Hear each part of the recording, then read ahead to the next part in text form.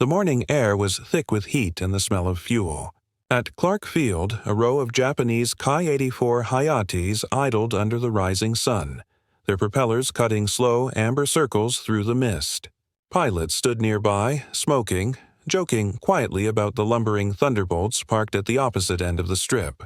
They called them bakabuta, stupid pigs. Too fat to climb, too heavy to turn. Across the field, the American ground crews worked without a word. Sweat streaked down their faces as they loaded the newest weapon slung under each P-47's wings. 5-inch high-velocity aircraft rockets. Each one longer than a man's arm. Each one built to punch through armor, bunkers, and even small ships. When the first jugs roared off the runway, the ground shook. The Japanese pilots laughed again. Until, an hour later, they saw smoke pillars on the horizon, entire convoys erased in a single pass, trucks thrown into the trees, and radio silence from the North Road. The laughter stopped. The bakabuta had turned into flying artillery, and the Pacific sky would never sound the same again. In 1943, the Republic P-47 Thunderbolt was already a legend, at least over Europe. There, it escorted B-17s, and the P-47 Thunderbolt had been born from brute logic, not grace. It was the largest single-engine fighter of the war, more than 8 tons at takeoff with a 2,000-horsepower Pratt & Whitney engine and a turbo supercharger that filled half the fuselage. On the ground, it looked like a farm tractor with wings. Mechanics joked that it could taxi through hedgerows and still fly home. In Europe, that ugliness had a purpose. Thunderbolts could dive faster than any German interceptor and claw their way back to altitude after hammering Luftwaffe targets with 8 50-caliber guns. They were tough, brutally tough, often returning with holes big enough to walk through. But even as they became heroes over France and Germany, few imagined the P-47 would ever matter in the Pacific. That ocean demanded range.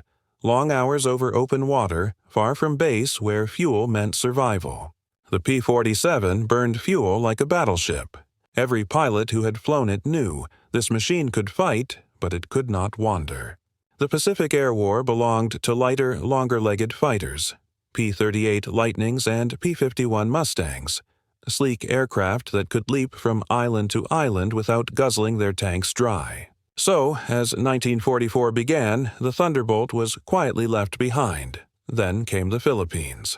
General MacArthur's campaign to retake the archipelago would stretch across hundreds of miles of jungle, swamp, and broken infrastructure. The Japanese had buried their guns inland, beyond the reach of naval artillery and too dispersed for strategic bombing.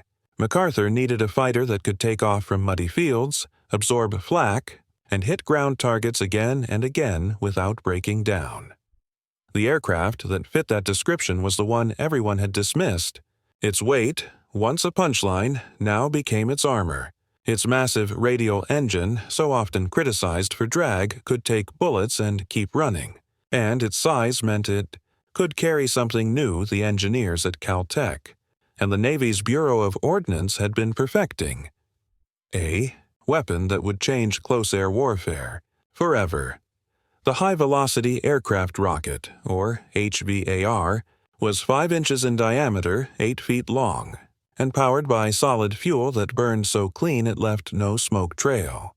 It could punch through a tank's armor or blow apart a destroyer's hull. Yet most fighters couldn't lift more than 1 or 2.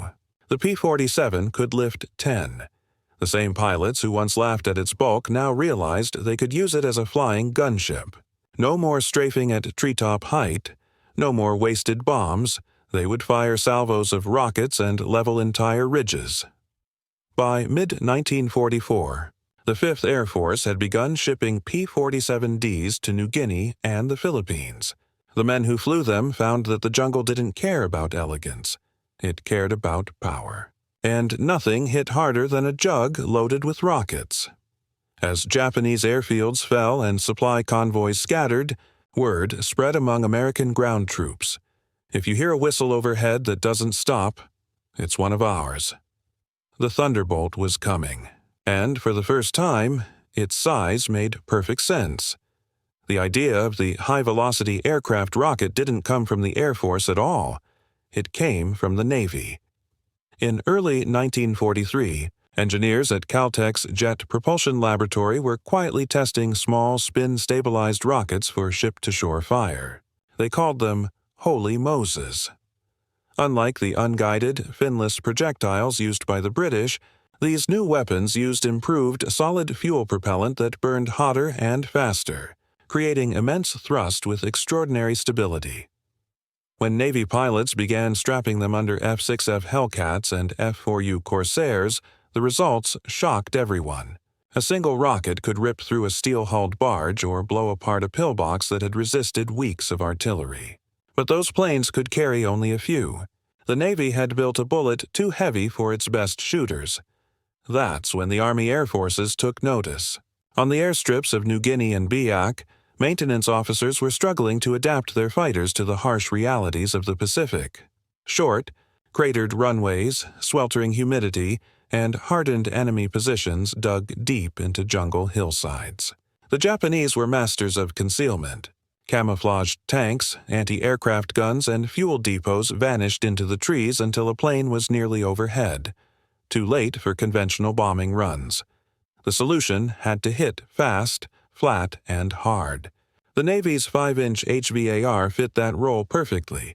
It was small enough for a fighter, yet strong enough to carry a 45-pound warhead, more than 4 times the explosive power of a .50 caliber burst. Its speed approached 1,400 feet per second, and once fired it traveled almost straight, like a sniper's bullet drawn in fire. But mounting these rockets wasn't simple. They needed stable platforms, reinforced pylons, and engines that wouldn't choke on the extra drag. Most Allied fighters buckled under the load, except one. The P-47 Thunderbolt, with its broad wings and rugged frame, could carry an entire battery. Where a Mustang or Lightning carried 2 or 4, a Jug could haul 10 HVARs and still climb. The ordnance crews at Fighter Command in Leyte realized they could turn each Thunderbolt into a one-man artillery squadron. By late 1944, experiments began. Pilots at Dulag and Tacloban airfields took off with mixed loads, 500-pound bombs under one wing, rockets under the other. They flew low, sighting along the cowling, timing their rocket bursts to rain fire into tree lines and bridges. The first results were imprecise but devastating. The shockwave from even a near miss could lift trucks off the road. As accuracy improved, tactics evolved. Pilots would dive at 20 degrees, fire in pairs, and watch the rockets streak out, twin spears of smoke and thunder, before pulling away through the haze. Whole Japanese columns vanished before the troops on the ground even heard the launch. At first, Japanese commanders dismissed the threat as exaggerated propaganda. Their fighters, they insisted, could simply shoot down the slow, heavy Jugs before they fired.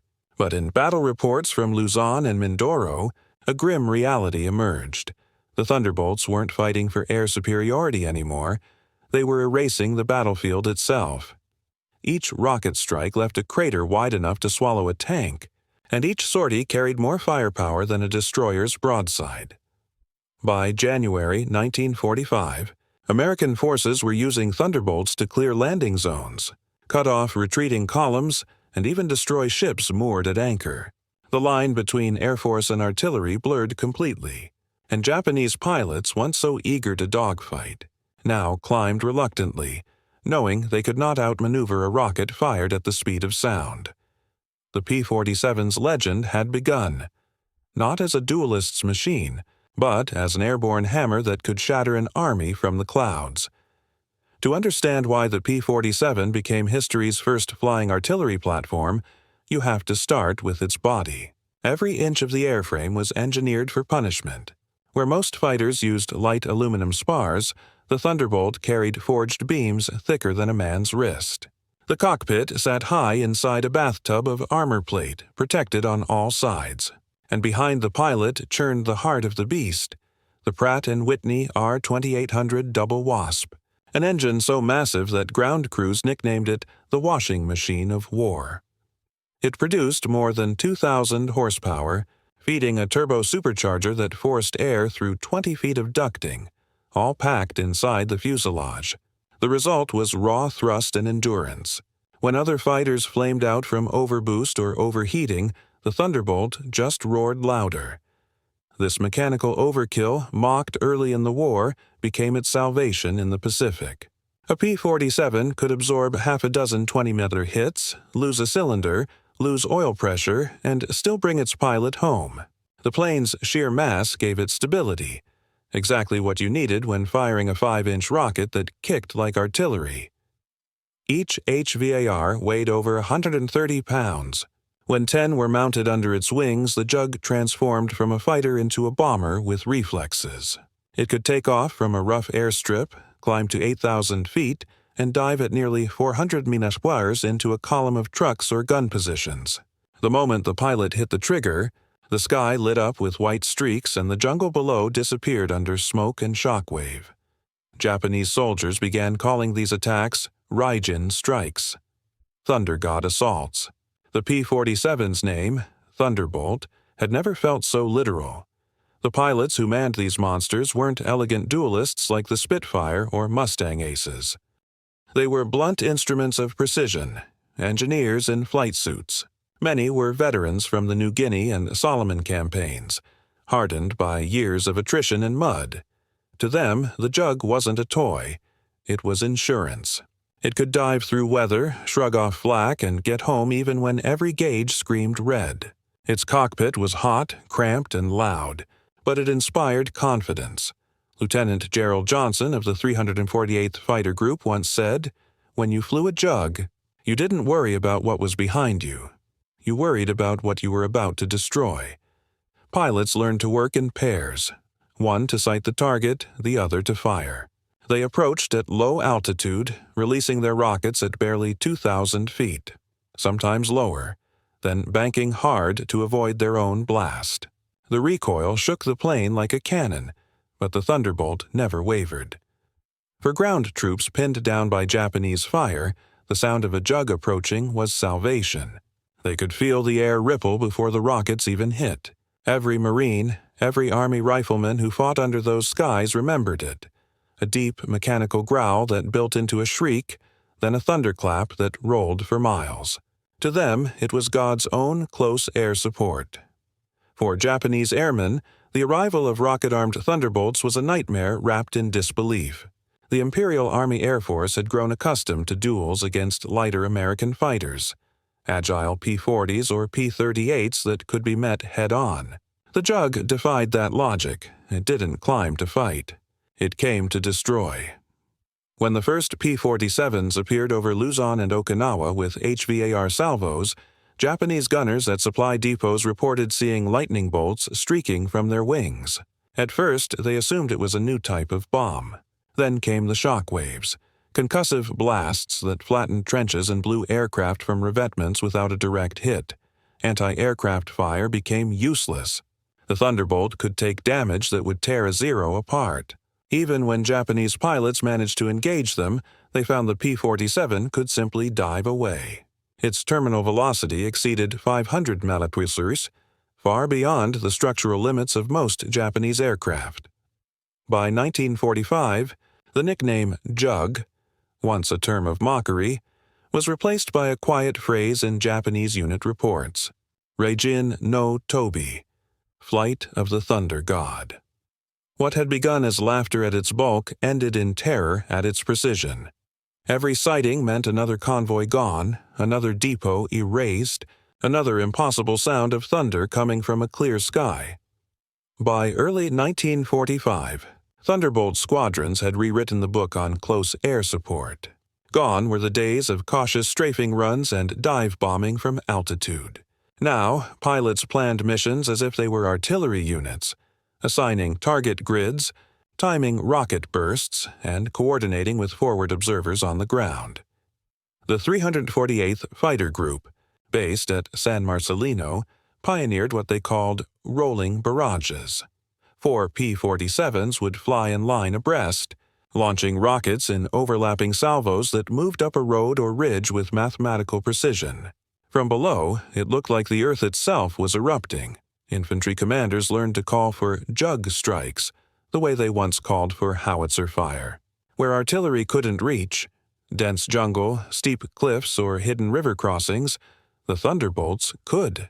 Each sortie carried enough ordnance to replace an entire battery of field guns. To the Japanese, this was an entirely new kind of warfare. Their defenses had been designed to resist frontal assault, trenches, bunkers, caves, but the P-47 ignored geography. It could strike from above, sideways, or even behind. Even ships anchored in harbors found no refuge. One Japanese destroyer escort off Lingayen Gulf was obliterated by a single coordinated rocket attack. 10 jugs firing 20 rockets, half striking below the waterline. It sank in minutes. The Pacific Islands had turned into laboratories of firepower, and the Thunderbolt was the chief experiment. For the men on the ground, sound became the weapon's prelude. Every soldier, Allied or Japanese, could tell a P-47 apart by its deep, percussive engine note, like a drumbeat through the air. Even before its rockets fired, the noise carried a warning. Something unstoppable was coming. Japanese units began reporting loss of cohesion whenever Thunderbolts appeared overhead. Infantry scattered, trucks halted, and gun crews abandoned their positions before the first salvo. The roar of the jugs alone broke morale. Captured diaries later revealed the psychological toll. We fear the big ones. Their planes do not die. Their fire does not miss. This was not empty fear. HVRs could detonate at such velocity that shrapnel embedded itself in trees hundreds of yards away. Even a near miss could rupture eardrums or kill through concussion alone. To the Americans, that fear was a tactical advantage. Entire regiments could be pinned down without a single bullet fired. Air supremacy was no longer about dogfights. It was about dominance of mind. By the time the Okinawa campaign began, Japanese units had started constructing decoy tanks and fake depots just to draw fire away from real targets. It worked for a time, but it revealed something profound. The Thunderbolt had forced the enemy to change how they thought, not just how they fought. Behind the front lines, engineers at Wright Field and Clark Air Base studied every sortie. They logged accuracy, firing angles, rocket dispersion, and damage patterns. Their goal was refinement, to make the HVAR not just powerful, but predictable. Through their data, pilots learned to control rocket recoil, adjust for drop, and synchronize salvos with dive angles. By April 1945, Thunderbolt pilots could hit a tank from 800 yards with paired rockets, a feat unthinkable just a year before. The HVAR became the precision weapon of its age, and the P-47 its perfect carrier. This marriage of brute strength and scientific accuracy laid the foundation for post-war ground attack aviation. When the Korean War began, the U.S. would reuse the same rockets on F-84s and F-86, direct descendants of the Jug's philosophy. If it's strong enough, it's smart enough. But for the engineers who had first tested those rockets, the real marvel wasn't their design. It was the platform that carried them. The P-47 had proven that a fighter could evolve in battle, becoming something greater than its blueprint. It wasn't the fastest, nor the prettiest, nor the longest ranged, but it was adaptable. And in war, adaptability wins. By mid-1945, the Thunderbolt had rendered many Japanese air tactics obsolete. Defensive combat air patrols could no longer intercept effectively. Their Zeros and Hayats were nimble, but they were trapped in a world that no longer existed, a world of turning duels and aerial honor. The Jugs didn't duel, they obliterated. When P-47s began escorting bomber formations over Formosa, their combined firepower turned even aerial interception into slaughter. Rocket-equipped Jugs attacked airfields before takeoff, destroying aircraft in revetments, fuel dumps, and munitions stores. Entire wings of Japanese planes died on the ground. One Japanese colonel wrote after the war, "We expected battle. What we received was bombardment." That single sentence captured the essence of the shift. Air war had ceased to be combat between pilots. It had become total destruction from above. The laughter that once greeted the fat American fighter had vanished completely. In its place was silence, broken only by the sound of rockets shrieking down from the clouds. The roads north of Manila were supposed to be safe. For weeks, Japanese command had shifted supply convoys at dawn, fuel trucks, munitions wagons, troop carriers, trusting that low clouds and narrow valleys would protect them from air attack. Fighters, after all, couldn't hit moving targets in the jungle, at least not before that morning.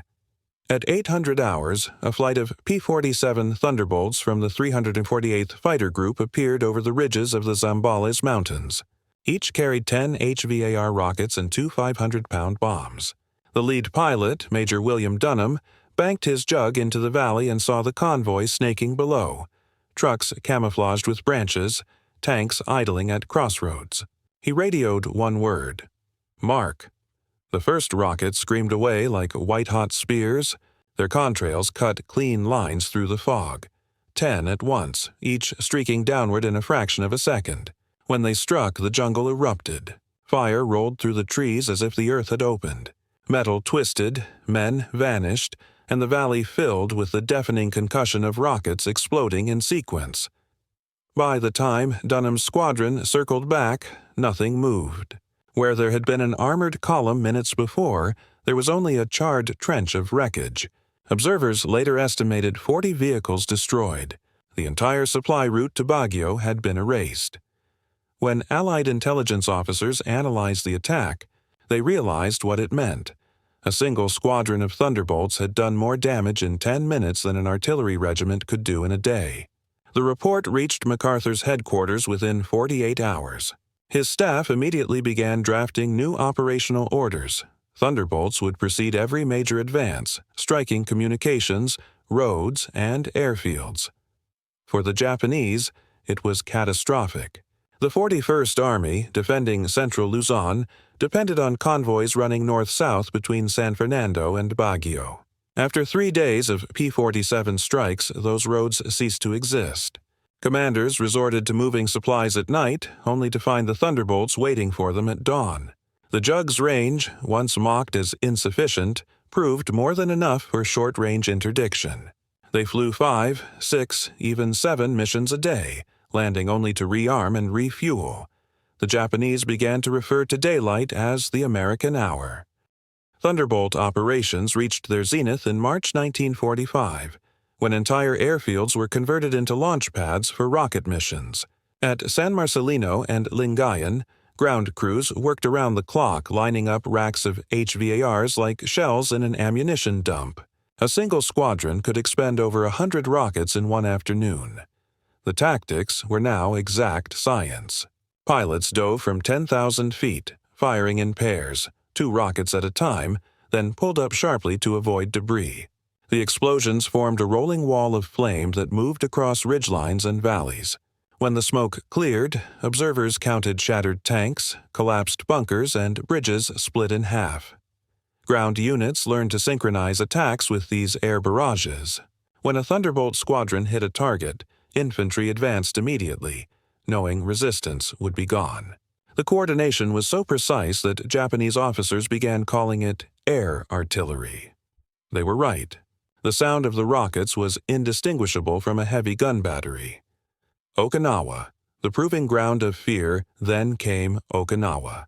By April 1945, the island was the most fortified position in the Pacific. Japanese troops had dug an underground city beneath Shuri Ridge, concrete tunnels, hidden gun emplacements, and tanks buried to their turrets. Artillery fire barely scratched it, so the 318th and 413th Fighter Groups brought in their jugs. Day after day, they launched from Ieshima and Yontan, carrying mixed loads of bombs and rockets. They didn't just hit trenches, they reshaped the terrain. Entire ridges disappeared under rocket barrages. Forward observers wrote in disbelief, "The Earth simply lifts, folds, and settles somewhere else." Japanese defenders soon faced a reality they'd never imagined. Even bunkers built to withstand naval bombardment could be cracked by repeated rocket hits. Tank crews began abandoning their vehicles at the first sign of P-47s overhead. Caves became tombs. The smell of burning fuel and metal hung over Shuri Ridge for weeks. The Thunderbolt had become more than an aircraft. It was a siege weapon, and for the Japanese army, it was unstoppable. A change in the sky's meaning. The pilots who flew those missions remembered the silence afterward. No enemy planes, no return fire, just the hiss of smoke drifting over what used to be a battlefield. They would land, rearm, and go again. Mechanical, efficient, relentless. Every sortie carried the same message.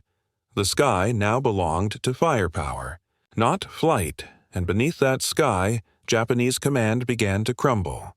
Their logistics shattered, their morale dissolved, their doctrine of defense invalidated overnight. No strategy could withstand what the Americans had built. A fighter that had become artillery, a machine once ridiculed that now dictated the rhythm of war itself. The laughter that once echoed across the runways of Clark Field was gone. In its place was only the dull, distant rumble of rockets finding their mark. Okinawa. April-June 1945, the battle had dragged on for months, turning the island into a graveyard of steel and coral. Japanese resistance was fanatical. Bunkers dug deep, artillery hidden in limestone caves, gun crews fighting to the last shell. But by late spring, even the most stubborn defenders knew the end was near. It wasn't because of naval bombardment or infantry assault. It was because of the sound that came before every collapse, the thunderclap of P-47 rockets. Every morning, before the first Marines advanced, the Thunderbolts arrived in pairs and squadrons. They didn't fly high or circle. They came in low, almost scraping the ridgelines. From below, their wings seemed to shimmer with light, the reflections of rocket rails packed tight against the fuselage, and when they fired, the sound split the air like tearing metal. The unbreakable barricade. At Shuri Castle, the Japanese command bunker lay beneath 40 feet of reinforced concrete. For weeks, naval gunfire had pounded it without effect. Then, on May 25th, a flight of 12 jugs from the 318th Fighter Group attacked with synchronized HVAR salvos. The rockets tore through the upper fortifications, igniting fuel stores inside. Smoke rose in a single black column visible for miles. Within 20 minutes, communications from the stronghold ceased. That single strike did what days of artillery could not. It silenced the heart of the defense. American infantry advanced through shattered corridors that still glowed red from heat. When they emerged on the far side, one soldier said quietly, "That wasn't bombing. That was surgery." The kamikaze realization by mid-1945, the Japanese Air Force was collapsing. Fewer and fewer pilots remained, and those who did were being trained for suicide missions. But even the kamikaze flights faced a new terror, the rocket-armed P-47 interceptors guarding invasion fleets. During the Okinawa campaign, Navy radar detected inbound kamikazes hours before contact. By the time the Japanese planes broke through cloud cover, Thunderbolts were already climbing to meet them. Instead of machine gun bursts, the jugs fired HVRs. At close range, the rockets detonated in midair, tearing through formations of attackers. A single hit could shred a Zero into fragments. One surviving Japanese pilot later recalled in post-war testimony, "We thought their fire was lightning. Then I saw the sky open and my friend's plane vanish. The rockets had turned air combat into annihilation. No dogfights, no turns, no escape. The Thunderbolt could simply erase what it saw." By June, Japanese commanders on Kyushu knew that even if the Americans invaded, they would face more than ships and tanks.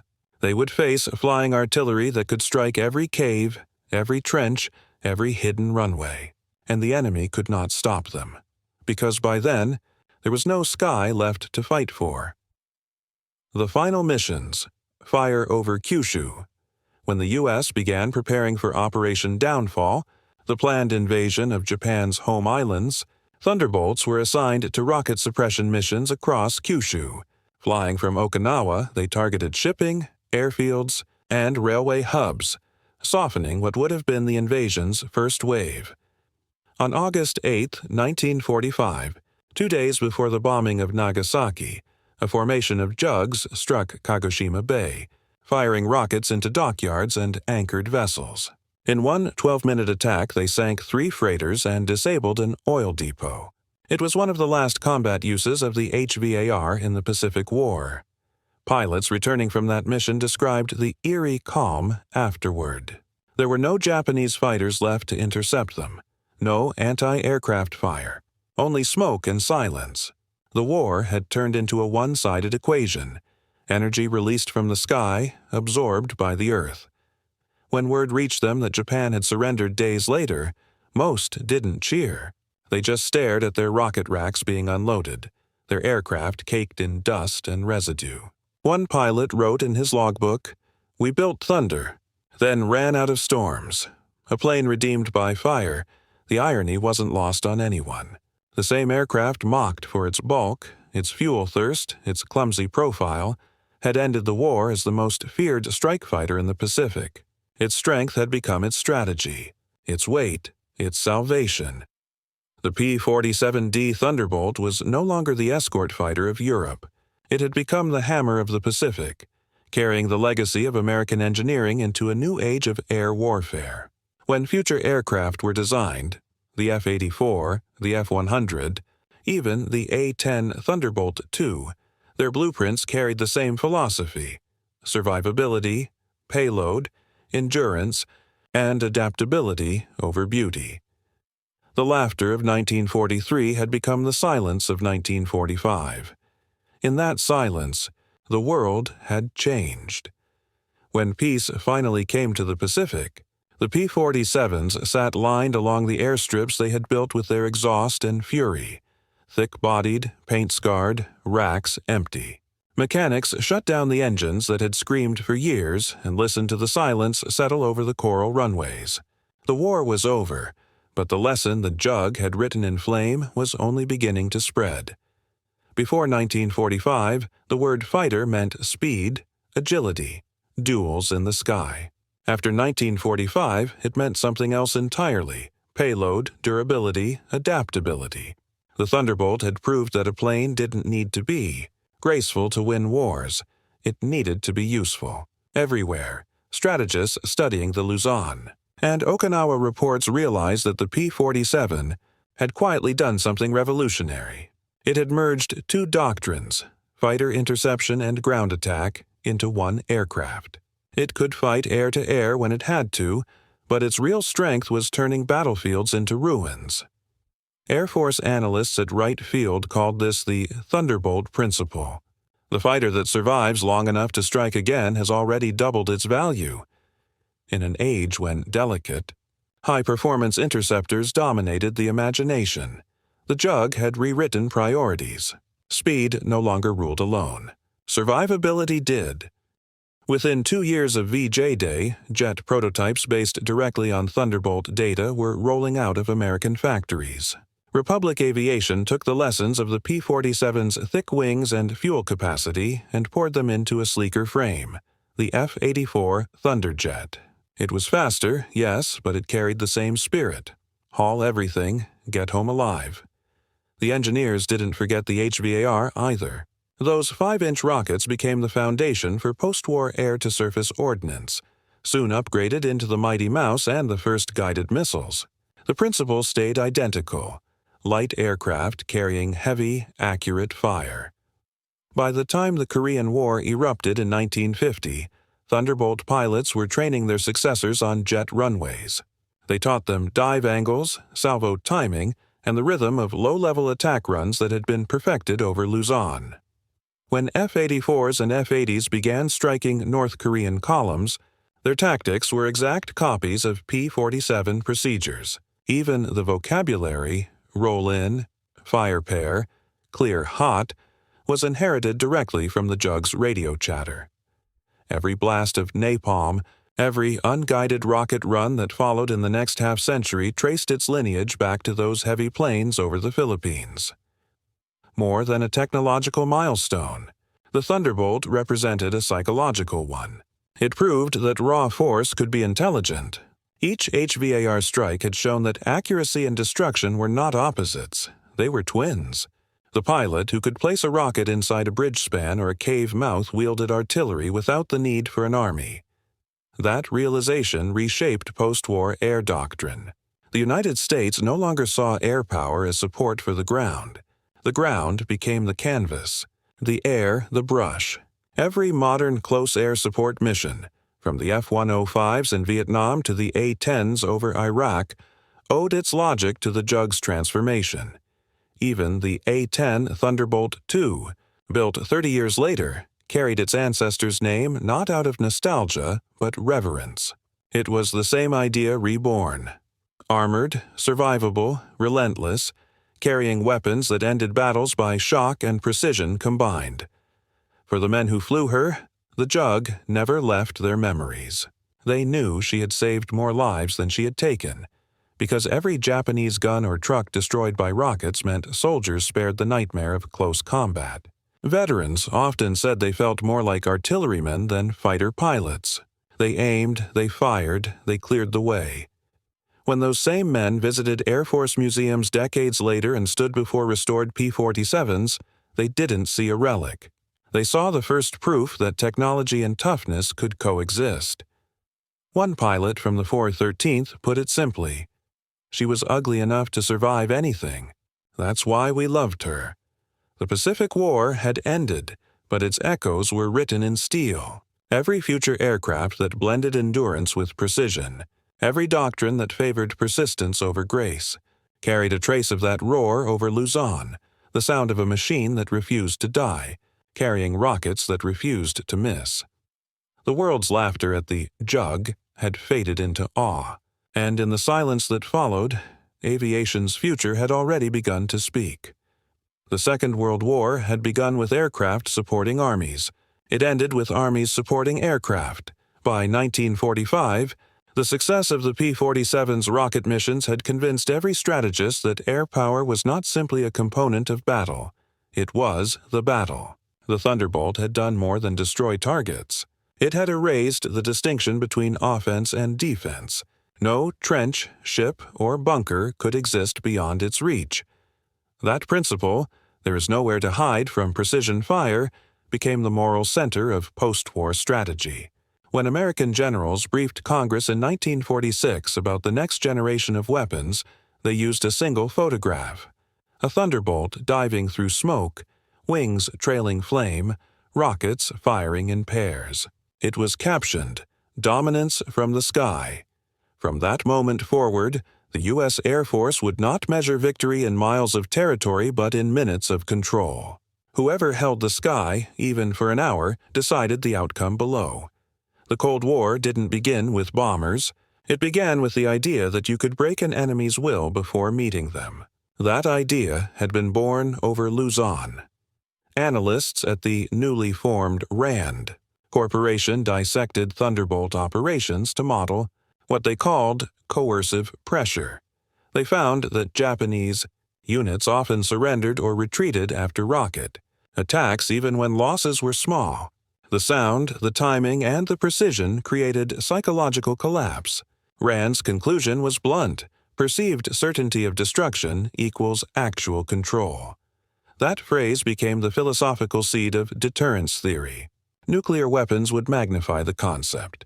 But the foundation was the same logic the P-47 had proven. If you can strike anywhere, instantly the enemy hesitates everywhere.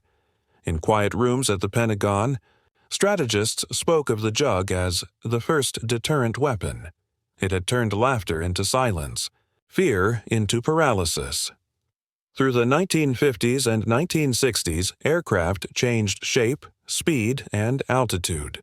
Jets broke the sound barrier. Missiles replaced rockets, but every new weapon still followed the Thunderbolt's template.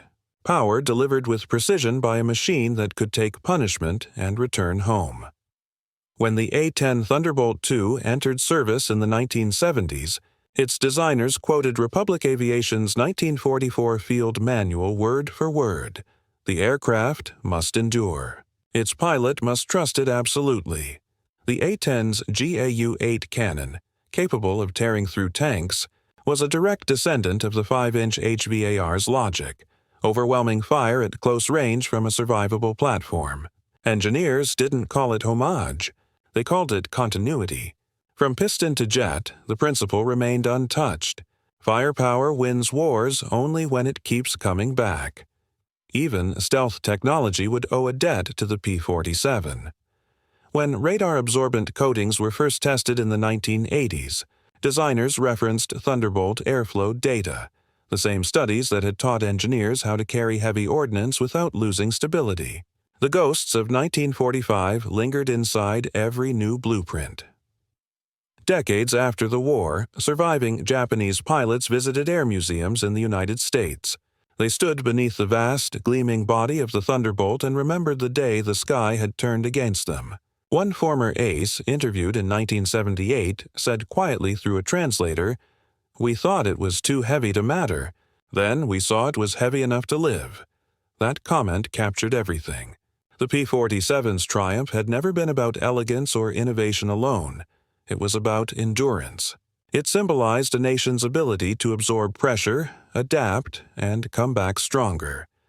For American veterans, the same endurance became a metaphor for their generation. They saw in the jug their own reflection, dented, scarred, loud but unbroken. A machine that, like them, had outlasted the war it was built for. When the engines finally stopped and the last Thunderbolts were sold for scrap or museum restoration, the Pacific fell silent. But pilots swore they could still hear it, the faint vibration of radial pistons and the distant crack of rockets leaving the rails. That sound was more than nostalgia. It was the echo of a turning point in human history, when technology had first learned not just to destroy but to dominate with precision. When a single aircraft could erase doubt as easily as it erased targets. The P-47 Thunderbolt had begun life as a punchline. It ended it as prophecy. Everything that followed, from Cold War deterrence to drone warfare, would repeat its lesson in 1,000 new languages. Strength is nothing without endurance. Speed is nothing without certainty. Power means nothing if it can't return for another run. The war ended long ago, but if you stand near a restored P-47 when its engine starts, you can still feel it, that low, rolling tremor that seems to shake the air itself. The old radio coughs once, twice, then catches, and the world fills with thunder. Not the sharp roar of a jet, but a deep, steady heartbeat, the sound of power that refused to quit. For the men who once laughed at it, that sound meant fear. For the men who flew it, it meant faith. The Thunderbolt was never graceful. It did not dance or dart. It endured. It absorbed punishment, carried impossible loads, and came back every time. It was the voice of an age that valued durability over delicacy, results over rhetoric. When Japanese pilots first saw it lumbering into the air, they saw an overweight brute. When they saw it return again and again, carrying rockets that could break mountains, they saw the future. That was the P-47's quiet victory, not just over an enemy, but over expectation itself. It proved that strength, when paired with precision, could become something close to poetry. Each rocket's scream was a stanza, each dive a verse, each mission a declaration that technology, courage, and stubbornness together could reshape the sky. Long after its rivets cooled and its name faded from headlines, the lesson remained. Every aircraft that rises today, whether it hums in stealth or whispers at the edge of space, still carries a little of the jug's defiance. It still follows the same unwritten creed: fly strong, strike true, come home. Because in the end, the P-47 wasn't just a fighter. It was a promise that no matter how heavy, how doubted, how mocked, the machine that keeps moving forward will always win. And as its echo fades over the Pacific, one truth endures in the silence that follows. The laughter stopped, but the thunder never did.